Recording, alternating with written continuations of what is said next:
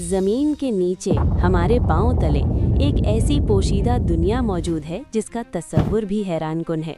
ये दुनिया सूरज की रोशनी से बिल्कुल महरूम है। यहाँ शदीद दबाव, इंतहाई गर्मी और मुकम्मल अंधेरा है। फिर भी ज़िंदगी न सिर्फ जिंदा है बल्कि फल फूल रही है। साइंसदानों ने इसे डीप सब सरफेस बायोस्फीयर का नाम दिया है, यानी ज़मीन का दूसरा बायोस्फीयर। यहाँ तक कि यहाँ की ज़िंदगी सतह की तमाम ज़िंदगी से कई गुना बड़ी हो सकती है। रिवायती तौर पर हम समझते थे कि ज़िंदगी का इन्हिसार सूरज की रोशनी पर है।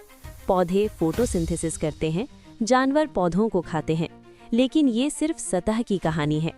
ज़मीन के अंदर तकरीबन 5 किलोमीटर गहराई तक खुश्की में और 10 किलोमीटर तक समंदर के नीचे अरबों अरब जरासीम, बैक्टीरिया और आर्किया जिंदा हैं। ये जानदार सूरज पर इन्हिसार नहीं करते, बल्कि पत्थरों से निकलने वाली हाइड्रोजन गैस, मादनियात और कीमियाई रद्द-ए-अमल से तवानाई हासिल करते हैं। 2018 में डीप कार्बन ऑब्जर्वेटरी के साइंसदानों ने 3800 से ज़ायद पैमाइशों की बुनियाद पर अंदाज़ा लगाया कि ये बायोस्फीयर ज़मीन की कुल बायोमास का 15 से 23% हिस्सा रख सकता है।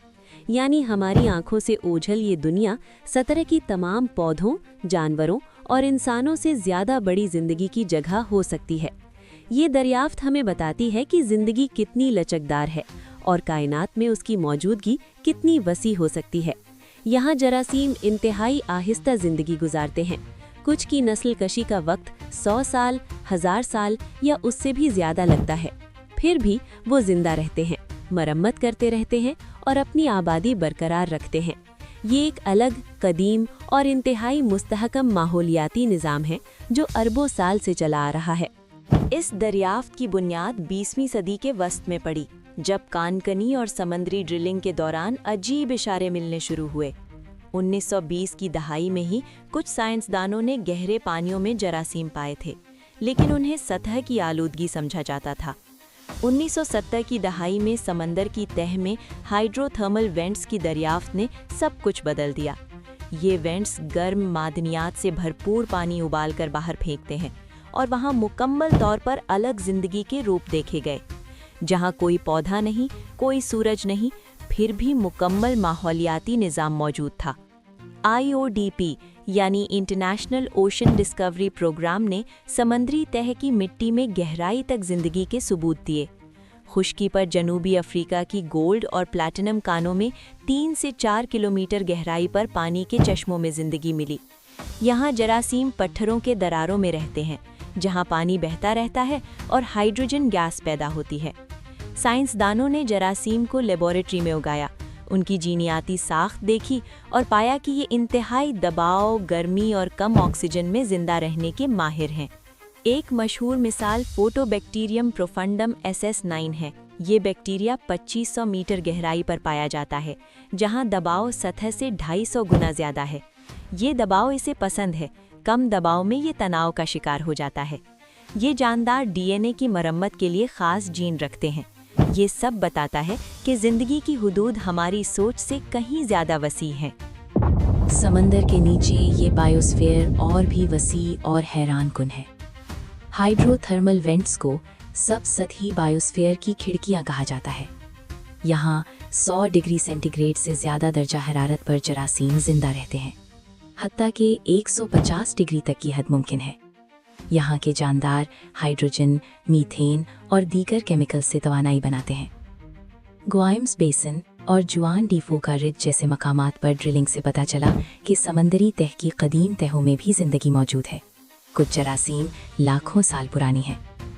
पेरुवियन सी फ्लोर की 40 मीटर गहराई पर 4 मिलियन साल पुरानी तहों में जरासीम मिले, जिनकी नस्लकशी का औसत वक्त 350 साल है। यानी एक नस्ल मुकम्मल होने में सदियों लगते हैं। सतह पर ई कोलाई बैक्टीरिया 20 मिनट में दोबारा पैदा होता है, लेकिन यहाँ जिंदगी इंतहाई सुस्त है। ये जानदार कम से कम तवानाई इस्तेमाल करते हैं, इंसान के मुकाबले में अरबों गुना कम। ये उनकी बका की हिकमत अमली है, तवानाई बचाना, मरम्मत करना और इंतज़ार करना। ये बायोस्फीयर समंदरों के हुजम से तकरीबन दुगना है, 2 से 2.3 अरब क्यूबिक किलोमीटर। यहाँ 200 से 600 सेप्टिलियन खुलिए हो सकते हैं। ये तादाद इतनी बड़ी है कि इंसानी दिमाग इसे समझ नहीं सकता। خشکی کے اندر بھی یہ زندگی کم حیران کن نہیں۔ جنوبی افریقہ کی کانوں میں 1.3 کلومیٹر گہرائی پر ہیلیسیفالوبس میفسٹو نامی نیماٹوڈ ملا، ایک چھوٹا ملٹی سیلولر کیڑا جو شیطان کے نام پر مشہور ہے کیونکہ یہ روشنی سے دور رہتا ہے۔ یہ 3000 سال پرانے پانی میں زندہ تھا۔ ستارہ نما بیکٹیریا بھی ملے جن کی شکل ستارے جیسی ہے تاکہ کم سے کم غذائی اجزاء جذب کر سکیں۔ یہ جراثیم ہائیڈروجن گیس سے توانائی لیتے ہیں جو پانی اور پتھروں کے رد عمل سے بنتی ہے۔ سیل کی تعداد کم ہوتی جاتی ہے جتنی گہرائی بڑھتی ہے، کبھی 10 خلیے فی ملی لیٹر تک، پھر بھی تنوع برقرار رہتا ہے۔ 2017 میں سویڈن میں 740 میٹر گہرائی پر فنگی ملے۔ یہ سب بتاتا ہے کہ جہاں پانی اور معدنیات ہیں وہاں زندگی پہنچ جاتی ہے۔ یہ جاندار انتہائی کم انرجی ماحول میں ڈھل جاتے ہیں۔ ان کی میٹابولزم اتنی سست ہے کہ وہ اربوں سال تک زندہ رہ سکتے ہیں اگر ماحول مستحکم رہے۔ یہ ایک الگ ماحولیاتی نظام ہے جو سطح سے بالکل آزاد ہے۔ بائیو ماس کی اعداد و شمار حیران کن ہے۔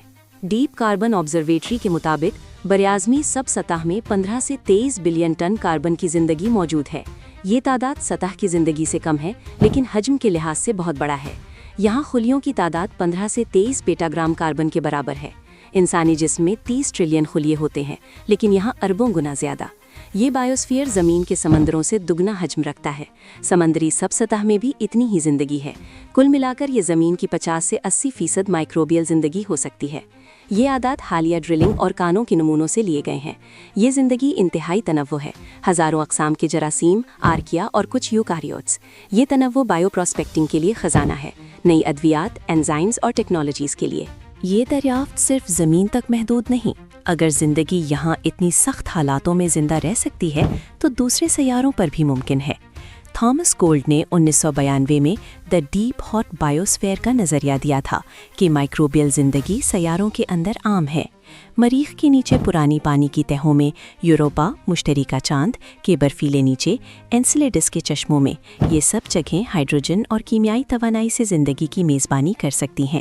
یہاں سطح پر زندگی مشکل ہے لیکن اندرونی طور پر ممکن ہے۔ یہ انٹرا ٹیریسٹریل زندگی کہلاتی ہے۔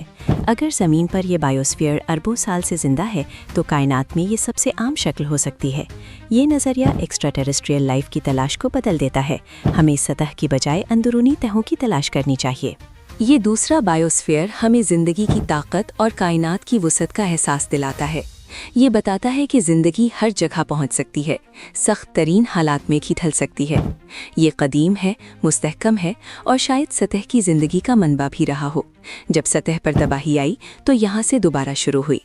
اگلی بار جب آپ زمین پر چلیں تو سوچیں کہ آپ کے نیچے ایک پوری دنیا سانس لے رہی ہے، سوچ رہی ہے، زندہ رہنے کی جدوجہد کر رہی ہے۔ یہ دریافت ہمیں عاجزی سکھاتی ہے اور مزید تحقیق کی ترغیب دیتی ہے۔ یہ صرف سائنس کی کہانی نہیں بلکہ زندگی کی عظیم کہانی کا ایک نیا باب ہے۔ شکریہ کہ آپ نے یہ سفر ہمارے ساتھ کیا۔ یہ راز ابھی کھلنا شروع ہوئے ہیں اور مستقبل میں اور بھی حیران کن انکشافات ہوں گے۔